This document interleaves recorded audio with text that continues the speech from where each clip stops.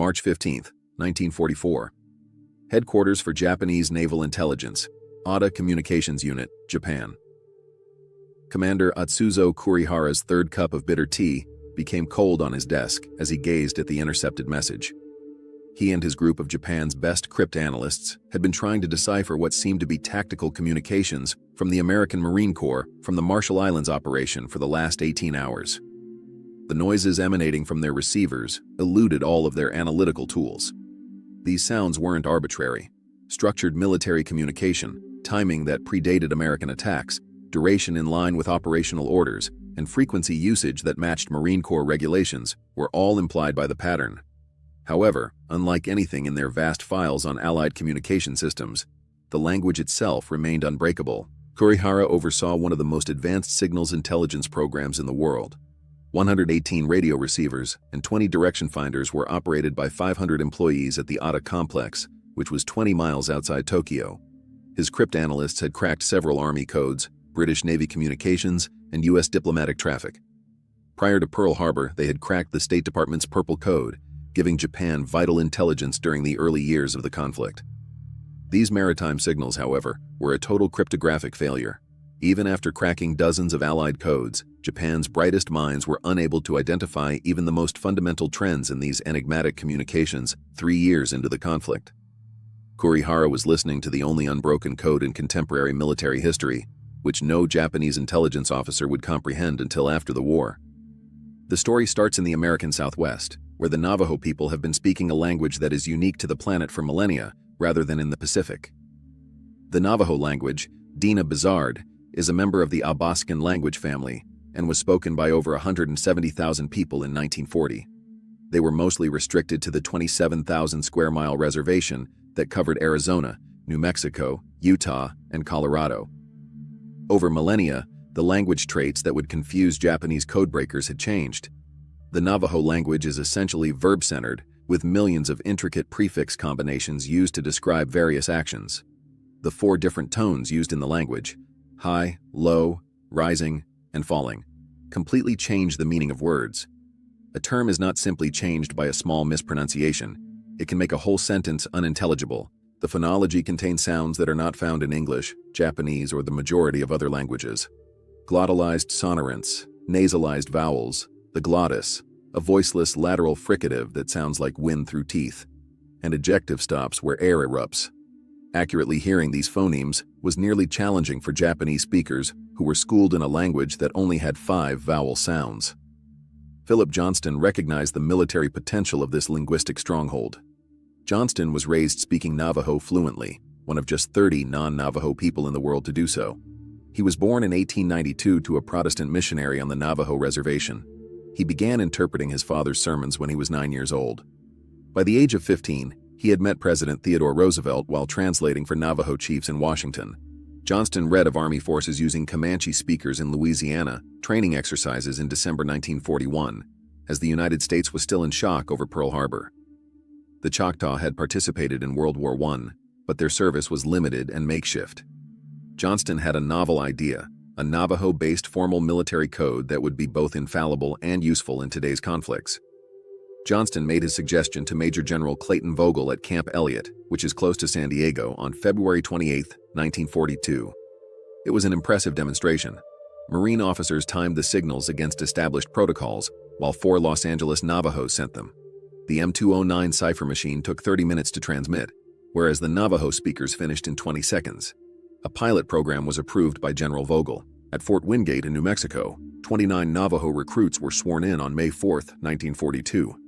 Chester Nez, Carl Gorman, Lloyd Oliver, and John Bennerly were among the men that traveled from the opposite side of the reservation.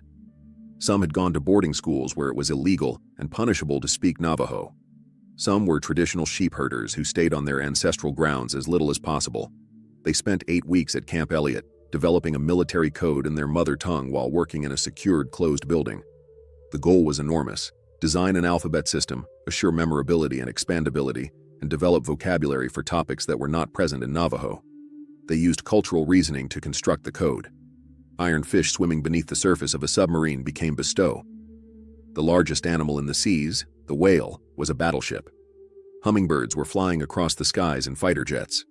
Buzzards circled and then descended. Bombers were Jaisho. The alphabet required a unique kind of imagination. Multiple Navajo words were required for each letter in order to avoid frequency analysis.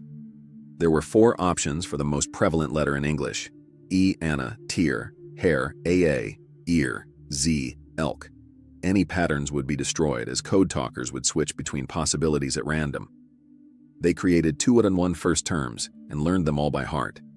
Codebooks couldn't possibly be captured. According to Chester Nez, we drilled endlessly. A mistake could cost lives. In our culture, words have power. Speaking correctly was sacred. In August 1942, the code was first tested in Guadalcanal. The 1st Marine Division landed 15 code talkers. Because they had decoded earlier Allied communications, the Japanese had anticipated the invasion. Marine tactical messages, however, abruptly became unintelligible. Intelligence officers at the Japanese 8th Fleet headquarters in Rabaul rushed to decipher these messages. Before the war, Lieutenant Kazuo Yamada, who attended Stanford, wrote, "The sounds are structured like language with consistent patterns, but it matches nothing. Not English, French, Dutch, Spanish, any Philippine dialect, any Chinese dialect. Completely alien." The Japanese reacted methodically. Top cryptanalysts were assigned. Hundreds of hours were recorded on wax cylinders, and every analytical method was used. They sought advice from Buddhist monks who studied old languages, as well as linguists from universities. Nothing was successful. Chester Nez, a code talker, sent artillery coordinates that destroyed a Japanese machine gun nest on November 8, 1942. Although the 14-second signal was intercepted, Japanese operators saw it as meaningless noise. American shells fell exactly on target in a matter of minutes. According to 17th Army Intelligence Officer Colonel Haruo Kanuma, the Americans have deployed a code that defeats every attempt. We can no longer anticipate attacks. We are fighting blind. The best chance for Japan to crack the code was Joe Kailumia, a Navajo soldier who was captured at Bataan in April 1942. He spoke Navajo fluently, but was unaware of the military code under development. Kailumia was taken to the Auna interrogation facility when Japanese cryptographers started to intercept Navajo communications. They played recordings of code talkers for him. Though in meaningless pairings, Kailumia heard Navajo words. The iron fish is being attacked by the turtle.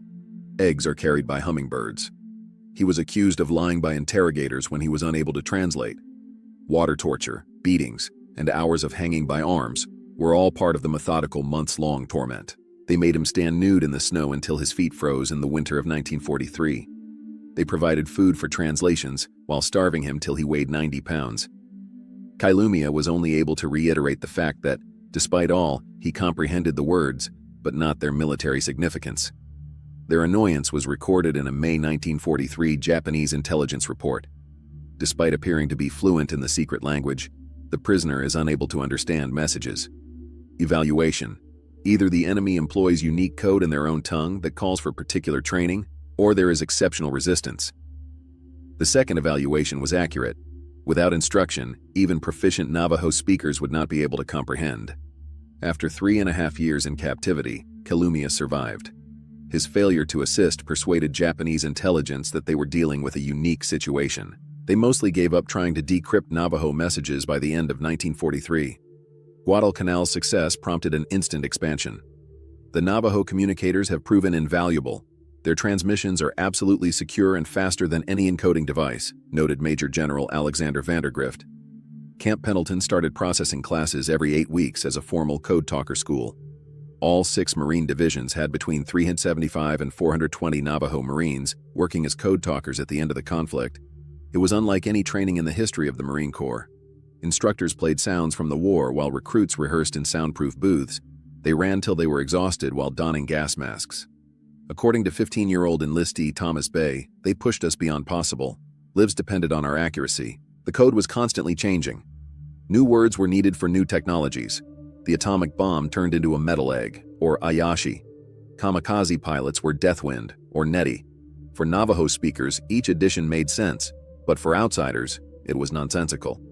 Japanese intelligence committed significant resources to cracking the code by the middle of 1943. 30 cryptanalysts from the Imperial Navy's 4th section were dedicated just to these signals.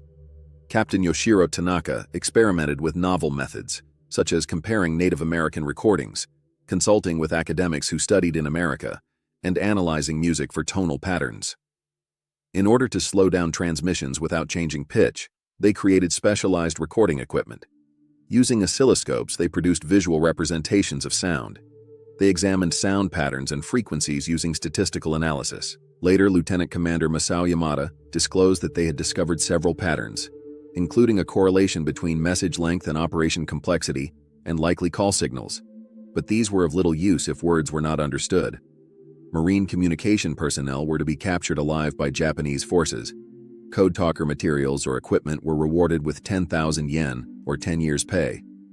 Despite a number of near misses, no code talker was ever apprehended with their gear still in place. The strategic value of the code talkers was exemplified by the Central Pacific Campaign. During 76 hours of intense fighting at Tarawa in November 1943, 6 code talkers kept in touch. Despite continual pounding, Lloyd Oliver coordinated naval firepower and broadcast non-stop for 48 hours. 24 code talkers worked non-stop in Saipan during the Marianas Campaign. Tactical intelligence vanished once Marines landed, despite Lieutenant Commander Takashi Hirakawa's decoding of conventional communications to predict the assault. According to Colonel Takashi Saito, commanders felt abandoned without the intelligence they depended upon. Following the death of his companion, code talker Jimmy King conducted a counterattack at Peleliu, transmitting for 6 hours. Under direct fire, he successfully sent 40 communications while coordinating the artillery of 3 battalions. The greatest contribution of the code talkers was during the fight of Iwo Jima. Major Howard Connor used Navajo code to organize the entire initial attack. Teams of 6 code talkers kept in constant contact during the crucial first 48 hours of the invasion. After 2 years of preparation, General Tadamichi Kuribayashi built an underground fortress with 11 miles of tunnels. In order to launch counterattacks, his defensive strategy depended on intercepting American communications. This plan was a total failure. The 6 code talkers successfully sent and received more than 800 messages in a 48-hour period.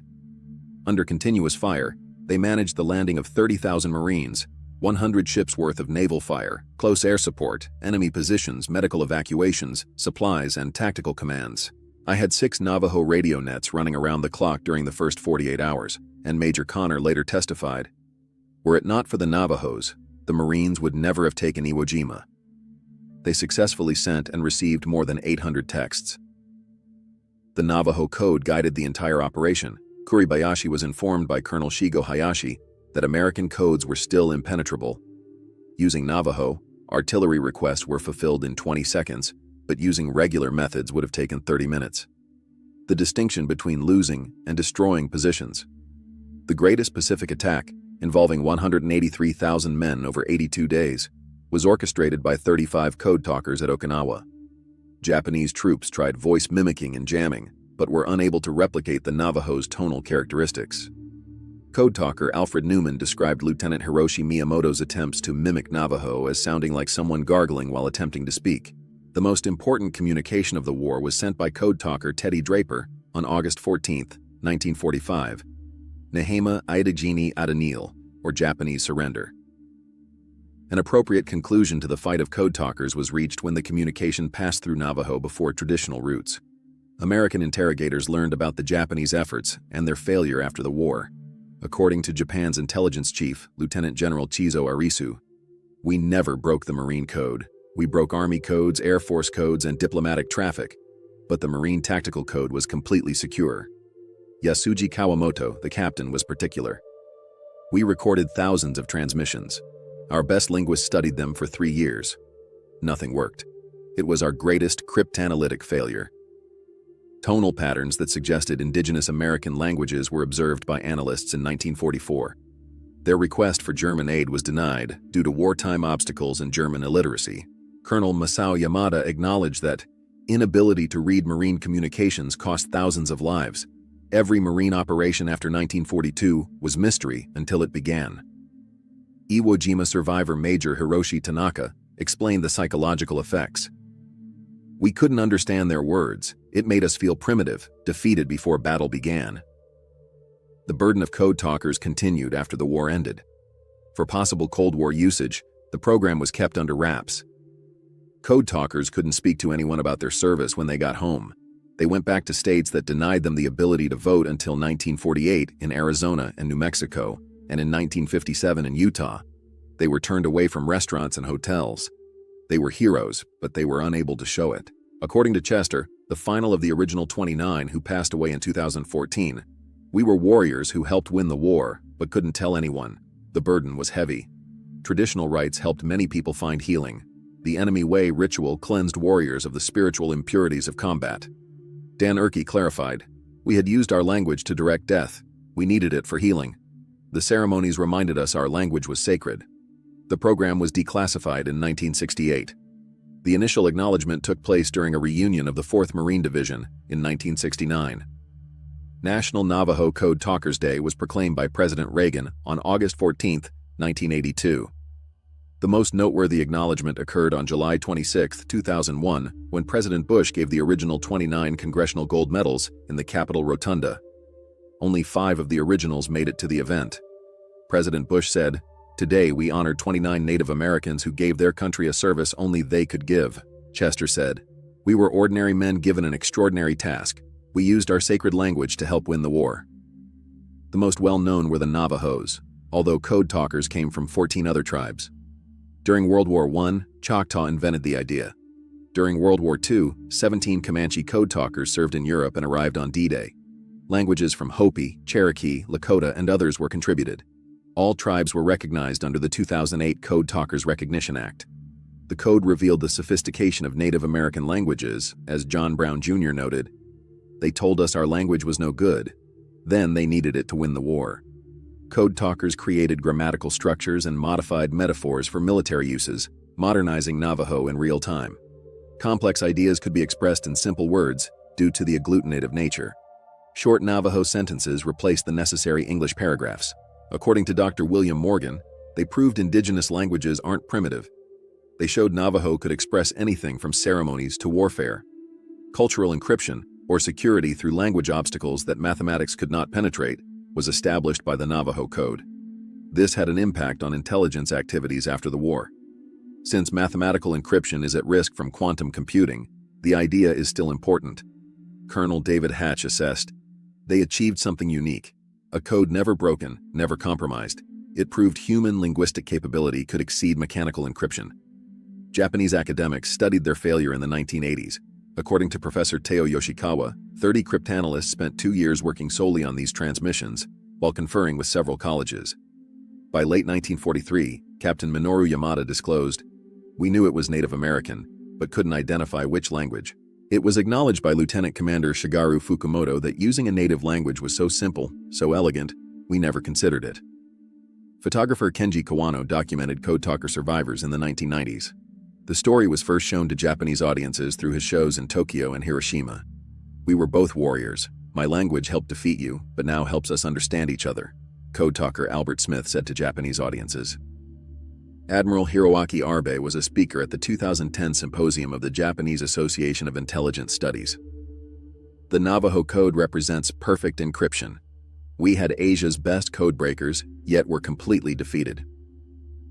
On June 4, 2014, Chester Nez, the final of the original 29, passed away. Out of the roughly 400 code talkers that served, just 2 are still alive today. Thomas H. Bay and Peter MacDonald, who were essential to the code's operation, but were not among the original 29. At the age of 96, Peter MacDonald was still speaking. "We showed America's strength comes from diversity. Our different languages and cultures make us stronger." Once suppressed, the Navajo language is today valued for its strategic significance. The Code Talker narrative is mentioned in federal financing. With renewed pride, young Native Americans learn their native languages. According to Dr. Jennifer Dennett-Dale, Code Talkers transformed how Native Americans see themselves and how America sees Native Americans. They proved our languages aren't museum pieces, but living resources. Between 375 and 420 Navajo Marines served, delivering tens of thousands of messages flawlessly under combat situations, and the Navajo Code Talkers accomplished the most amazing accomplishment in military history.